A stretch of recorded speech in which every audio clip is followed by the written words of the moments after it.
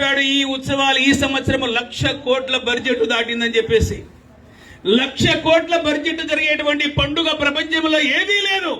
నేను వాళ్ళందరికీ ఒకే మాట చెప్తున్నాను. ఇవాళ 1,00,000 కోట్ల రూపాయలు ఎవరి దగ్గరికి వెళ్ళాయండి? ఇవాళ సామాన్యమైన వ్యక్తులు గరికి అమ్ముకొని, పూలు అమ్ముకొని, పండ్లు అమ్ముకొని, కాయగూరలు అమ్ముకొని, ఇలా డెకరేషన్స్ వాడు అనేక రకాల వృత్తులు వాళ్ళు ఒక వ్యాపారం చేసుకుంటూ ఒక వ్యక్తి సగటున ఈ 10 రోజుల్లో 2,000 రూపాయల నుంచి ప్రతి వ్యక్తి 50,000 రూపాయల వరకు సంపాదించుకోగలిగాడు. వినాయకుడు ప్రసాదించినటువంటి అద్భుతమైన ప్రసాదం అని నేను సమాజానికి గుర్తు చేస్తున్నాను. 1,00,000 కోట్లు ఏమో తేరగా పోయడం లేదు. సమాజము ఉన్నవాడి దగ్గర నుంచి లేని వాడికి గంగా ప్రవాహంగా ప్రవహిస్తున్నది. ఫ్రీగా ఇవ్వటం లేదు, కష్టపడేవాడికి కష్టపడినట్టుగా. సో ఈ ఉత్సవాలు, ఇంత పెద్ద ఉత్సవాలు ప్రపంచంలో ఎక్కడ జరగటం లేదు. ధనము దుర్వినియోగం అవటం లేదు, సద్వినియోగం అవుతుంది సమాజం దగ్గరికి. కాబట్టి ఇది కేవలం టీవీ డిబేట్లలో హిందూ సమాజాన్ని కేవలం బ్లైమ్ చేయడానికి, మన యొక్క మనసును మార్చడానికి చేసేటువంటి కుట్ర అని చెప్పేసి నేను గుర్తు చేస్తున్నాను. అంతేకాదు, ఒక రకంగా ఈ పండుగ జాతీయ సమైక్యత. వినాయకుడిని మాత్రమే అనేక రూపాల్లో ప్రతిష్ఠించుకుంటామండి. కుండలో చేసేటువంటి కుమ్మరిగా, బంగారు పని చేసేటువంటి కంసాలిగా, నాగలి దున్నేటువంటి రైతుగా, తుపాకీ పెట్టుకుని దేశ రక్షణ గావించేటువంటి ఒక గణనాయకుడిగా, దేశ ధర్మాలను కాపాడేటువంటి అనేక రకాల రూపాల్లో మన వినాయకుడిని ప్రతిష్ఠించుకొని ఈ ధర్మాన్ని, సంస్కృతిని, మన సనాతన ధర్మాన్ని నిలబెట్టుకోవడానికి మన హిందూ సమాజం ప్రయత్నం చేస్తామని చెప్పేసి నేను సవినయంగా గుర్తు చేస్తున్నాను. హిందువులారా, మన పెద్దలు చెప్పిన మాట మనం విశ్వసించారు. అది వాళ్ళు చూడండి. ఒకప్పుడు మన యొక్క భారతదేశం సుమారుగా 80 లక్షల చదరపు కిలోమీటర్ల యొక్క భూమి.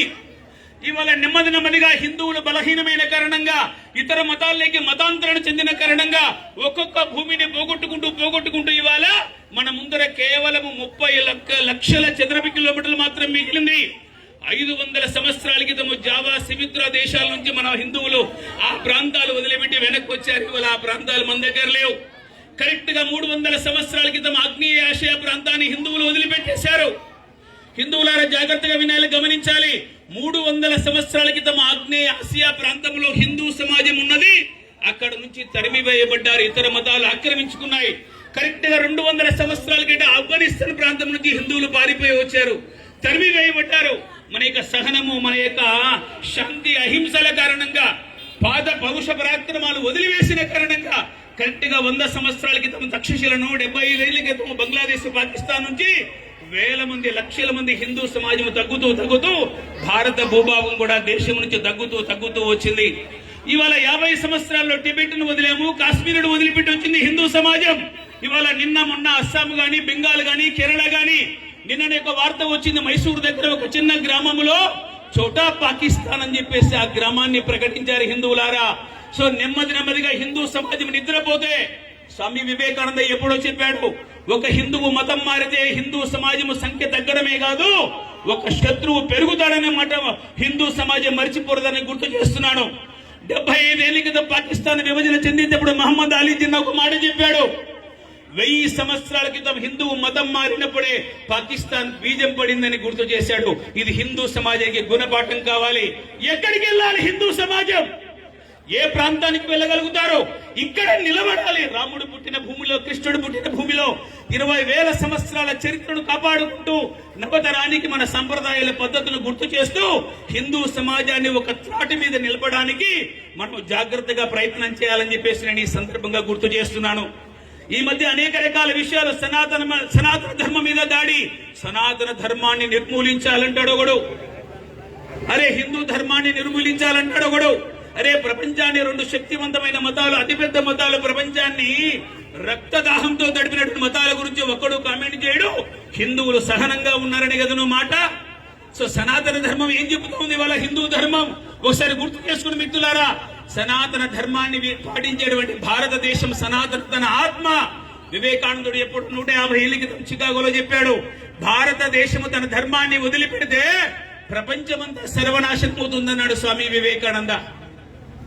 ప్రపంచమంతా ఒకవేళ నాశనమైనప్పటికీ కూడా సనాతన ధర్మము భారతంలో నిలబడితే ప్రపంచాన్ని తిరిగి సృష్టిస్తుందని చెప్పాడు స్వామి వివేకానంద. ఎందుకంటే మనకు సృష్టించడమే తెలుసు, నిర్మించడమే తెలుసు, కూల్చడం గాని, నాశనం చేయడం గాని హిందువుల యొక్క రక్తంలో ఎప్పటికీ లేదండి. మన రక్తం అలా ఒప్పుకోదండి. అందరిలో భగవంతుడు ఉన్నాడని విశ్వసించేటువంటి తత్వమే సనాతన ధర్మం. ఇవాళ దేవుడు ఎక్కడున్నాడు అంటే చెట్టు పుట్ట రాయి రప్ప కుండ కోన వాగు వంక ఇందుగలడందు లేడు ఎందెందు వెతికినా అందందేయగలడని చెప్పేసి భగవంతుడు అన్ని చోట్ల ఉన్నాడని విశ్వసించేటువంటి ధర్మమే సనాతన ధర్మం అని ఈ సందర్భంగా గుర్తు చేస్తున్నాను. ఇలాంటి ధర్మాన్ని నాశనం చేయాలనుకుంటున్నావా? మాతృవత్వ పరదాదేశ మిత్రులారా, పరస్త్రీని తల్లిగా పూజించేటువంటి నేల ప్రపంచంలో ఎక్కడైనా ఉంది అంటే అది భారతదేశం అని హిందూ సమాజానికి గుర్తు చేస్తున్నా. పరస్త్రీని తల్లిగా పూజించే నేల ప్రపంచంలో ఒక భారత జాతి మాత్రమే. ఇలా పరస్త్రీని తల్లిగా పూజించేటువంటి ఈ నేలను కలరాయాలంటావా? సనాతన ధర్మాన్ని నాశనం చేయాలనుకుంటావా? ఎలా చేస్తావో మేము కూడా చూస్తాం. సర్వే భవంతు సుఖినః అంటుంది మన శాస్త్రం. అందరూ సుఖంగా ఉండాలి, అందరూ ఆరోగ్యంగా ఉండాలి, అందరూ కూడా భద్రంగా ఉండాలి, అందరూ సురక్షితంగా ఉండాలి. ఏ భగవంతుని ఆరాధిస్తున్నప్పటికీ కూడా అందరూ క్షేమంగా ఉండాలనే మానవ జాతి యొక్క ఆలోచన విధానాన్ని ప్రకటింపజేసినటువంటి హిందూ సమాజాన్ని, సనాతన ధర్మాన్ని నీవు పతనము చేయాలి, నాశనం చేయాలని చెప్తావా? నీలాంటి వాళ్ళు హిరణ్యకశిపుడు, హిరణ్యాక్షుడు, రావణాసురుడు, కుంభకర్ణుడు, సో జరాసంధుడు లాంటి వాళ్ళు ఎంతో మంది వచ్చారు ఈ నాశనం చేయడానికి. 600 ఏళ్ళు మొగలాయిలు వచ్చారు, 400 ఏళ్ళు బ్రిటిష్ వాడు వచ్చాడు. వాళ్ళ చేత కాలేనిది వాళ్ళ ఏదో ఓట్ల రాజకీయాల కోసము, ఎవడో ప్రళవాల కోసం ఇవాళ నా ధర్మాన్ని, నా సనాతన ధర్మాన్ని ఇవాళ నాశనం చేస్తానంటే హిందూ సమాజము చూస్తూ ఊరుకోదని హిందూ సమాజానికి గుర్తు చేస్తున్నాను. స్వామి వివేకానంద చూడండి, తన యొక్క ఒక్క వాక్యముతో 6 కోట్ల అమెరికా ప్రజలను జయించాడండి. ఒకే ఒక్క వాక్యము. కత్తులు పట్టుకుని వెళ్ళలేదు, అణుబాంబులు పెట్టుకుని వెళ్ళలేదు, రైఫిల్స్ తీసుకుని వెళ్ళలేదు. ఆ అమెరికా ప్రజలను ఉద్దేశించి my American brothers and sisters అని ఒక వాక్యం వాడాడు. అమెరికా సోదర సోదరీమణులారా అని చెప్పేసి, దట్స్ అవర్ ఐడెంటిటీ, మన యొక్క గుర్తింపు. ప్రతి స్త్రీ కూడా మన యొక్క సోదరిని మనం భావిస్తాం, ప్రతి యొక్క పురుషుడు మన సోదరుడు భావిస్తాం. ఇది సనాతనం ధర్మం చెప్పేటువంటి నీతి. ఇలాంటి ధర్మాన్ని నాశనం చేయాలనుకుంటున్నది. ఇవాళ భగవంతుడు ఎక్కడ ఉన్నాడంటే ఇక వీడే భగవంతుడు, నావాడే భగవంతుడు, మిగతా వాళ్ళందరూ కూడా దేవుళ్ళు కాదని చెప్పేటువంటి మతాలు కాదు మావి. భగవంతుడు ఎలా ఉన్నాడంటే చెట్టు పుట్ట రాయి రప్ప సర్వశ్రేష్టం ఈశ్వరాణం సర్వభూతానం చెప్పేస్తుంది నా శాస్త్రం. భగవంతుడు అన్ని ప్రాణుల్లో ఉన్నాడు. దశావతారాలు ఇవాళ అన్ని ప్రాణాల్లో నుంచి సమాజాన్ని రక్షించడానికి, కాపాడడానికి వచ్చాడు. ఇవాళ వినాయకుడిని మన యొక్క దర్శనంలో చూడండి, అనేక రూపాల్లో ప్రతిష్ఠించుకుంటూ ముందుకెళ్తున్నాం మనందరూ కూడా. సో ఈ భిన్నత్వంలో ఏకత్వాన్ని, ఏకత్వంలో భిన్నత్వాన్ని ప్రకటించే నా సనాతన ధర్మం, వేద ధర్మాన్ని ఇవాళ నీకు అర్థం కాలేదేమో, నా సమాజానికి అర్థమైంది. ఈ సమాజాన్ని నిలబెట్టుకునే శక్తి హిందూ ధర్మానికి ఉందని చెప్పేసి సగర్వంగా గుర్తు చేస్తున్నాను. కాబట్టి మిత్రులారా, ఇవాళ బయట సమాజం యొక్క దాడుల వైపు నుంచి హిందూ సమాజాన్ని కాపాడుకోవాలి. మన పిల్లలకు నేర్పాలి పద్ధతులు, మన తల్లులకు నేర్పాలి, మన చెల్లెలకు నేర్పాలి, అక్కలకు నేర్పాలి. మనము తెలుసుకోవాలి మన సనాతన ధర్మం యొక్క గొప్పతనాన్ని. ఈ ధర్మము ఒకవేళ చూడండి, ప్రపంచ మానవాళికి అద్భుతమైన సందేశాన్ని ఇచ్చినటువంటి ధర్మము సర్వమానవ సౌభ్రాతృత్వాన్ని ప్రతిపాదిస్తుంది మన హిందూ సమాజము. మిత్రులారా, దీన్ని గుర్తు పెట్టుకోవాలి. ఇవాళ భారత్ పేరు మారుతా ఉంది, భారత్ పేరు మారుతా ఉందని వాళ్ళ చర్చ జరుగుతా ఉంది. మిత్రులారా, నేను ఒక మాట చెప్తున్నాను, భారత్ పేరు మారుతడం లేదండి. ఆ రోజు భారతే, ఈ రోజు భారతే, రాబోయే 1,00,000 సంవత్సరాల సూర్యచంద్రుడు ఉన్నంత కాలం ఉంది ఈ దేశానికి భారతదేశమే. నా తల్లి, మన తల్లి ఏదైతే పేరు పెట్టిందో, భరతుడు పరిపాలించిన రాజ్యం ఈ భారతదేశం. భారత్ పేరు మారటం లేదండి. నీ పేరును ఇంగ్లీషులో ఎలా పిలవాలన్నదే ప్రశ్న. ఇండియా అనే పేరు మారుతాదేమో కానీ భారత్ పేరు మారటం లేదు.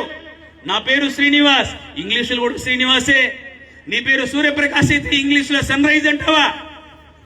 అదే పేరుతో పిలుస్తావు నామవాచకాన్ని. వాడికి పలకడానికి రాక ఇండియా అనే పేరు పెట్టుకున్నాడు. ఇండియా అనే పేరు కనపడుతుంది, 300 సంవత్సరాల చరిత్ర కనపడుతుంది. భారత్ అనేటువంటి స్వాభిమానం, నా భారత్ అనే పేరు విన్నప్పుడు మహాభారతం కదా, 1,00,000 సంవత్సరాల భారతం మన ముందర కనపడుతుంది. సమాజానికి ఇది అర్థం కావాలి.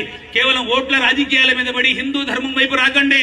ఈ హిందూ ధర్మము సర్వ మానవాళిని సరైన దిశలో నడిపించేటువంటి శక్తివంతమైనటువంటి ధర్మము నా హిందూ ధర్మాన్ని మిత్రులను గ్రహించాలి. ఇవాళ వినాయక చవితి సందర్భంగా మనందరం కూడా గుర్తు పెట్టుకోవాలి. రాబోయేటువంటి ఈ వేడుకను చాలా సమర్థవంతంగా, విజయవంతంగా, ఒక రకంగా ఇది జాతీయ సమైక్యతను ప్రబోధించేటువంటి పండుగగా మనందరం కూడా జరుపుకోవడానికి ప్రయత్నం చేద్దాం. హిందూ సమాజం సదా జాగ్రత్తగా ఉండాలి. నెమ్మదిగా హిందూ సమాజంలో ఇవాళ మతం మార్పిడులు గురవుతున్నాయి.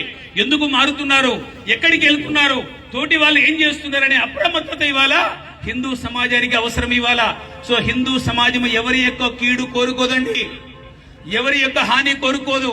ఇవాళ అందరినీ ఆదరించేటువంటిది, అన్నం పెట్టేటువంటి తల్లి భారత మాత అని నేను గుర్తు చేస్తున్నాను అందరికి కూడా. ఇవాళ ప్రపంచంలో అన్నమో రామచంద్ర అంటూ ఎవడు ఎక్కడికి వచ్చినప్పుడు కూడా భారతం ఆదరిస్తుంది. ఇవాళ ప్రపంచంలో అనేక రకాల సంస్కృతులు కాలగర్భంలో కలిసిపోయినప్పుడు కూడా మన ధర్మము నిలిచి ఉందంటే నాకు తెలిసినంత వరకు ఇది దైవకృప, భగవంతుని యొక్క అంశం ఈ ధర్మము.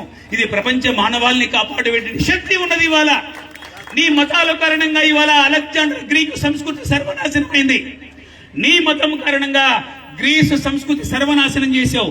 నీ మతము కారణంగా ఈజిప్టు సంస్కృతి నాశనం చేశావు. నీ మతము కారణంగా అదిగో అక్కడ ఉన్నటువంటి రోమ్ సంస్కృతి నాశనం చేశావు. నీ సంస్కృతి, నీ మతము కారణంగా బాబిలోనియన్ సర్వనాశనం చేశావు. నీ మతము కారణంగా సుబేరియన్ నాగరికత లేకుండా చేశావు. నీ మతము కారణంగా పర్షియన్ సంస్కృతిని సర్వనాశనం చేశావు. నీ మతాలు, రెండు పెద్ద మతాలు ఇవాళ ప్రపంచంలో 26 సంస్కృతులను, ధర్మాలను కాలగర్భంలో కలిసేశారండి. 26 సంస్కృతులు నాశనం చేసిన నీ మతం ప్రమాదమా? ప్రపంచాన్ని నిలబెడుతున్న సమస్త మానవాళికి మార్గదర్శనం చేస్తున్న నా మతం గొప్పదా? కాబట్టి ఇది భగవంతుని వరప్రసాదం. ఈ ధర్మాన్ని మనందరం కూడా కాపాడుకోవాలి. అందుకే వివేకానందుడు చెప్పాడు, ఈ ధర్మము, ఈ దేశము, సమాజము నిలబడితే ప్రపంచాన్ని మొత్తం కూడా సుఖమయంగా చేస్తుంది, ఆరోగ్యవంతంగా చేస్తుంది, ప్రపంచాన్ని తిరిగి నిలబెడుతుంది ఇవాళ. కాబట్టి మనందరి సంకల్పం భారత మాతను జగద్గురు స్థానంలో మనందరి హృదయాల్లో దైవభక్తిని దేశభక్తిగా మార్చుకుంటూ సంస్కారాలు నిర్మాణం చేస్తూ ఒక విశేషమైన ప్రయత్నంగా ఈ వినాయక చవితి ఉత్సవాలను విజయవంతంగా చేయడానికి ప్రయత్నం చేద్దాం. బోలో భారత్ మాతా కీ జై శ్రీరామ్, జై శ్రీరామ్. ధన్యవాదాలు.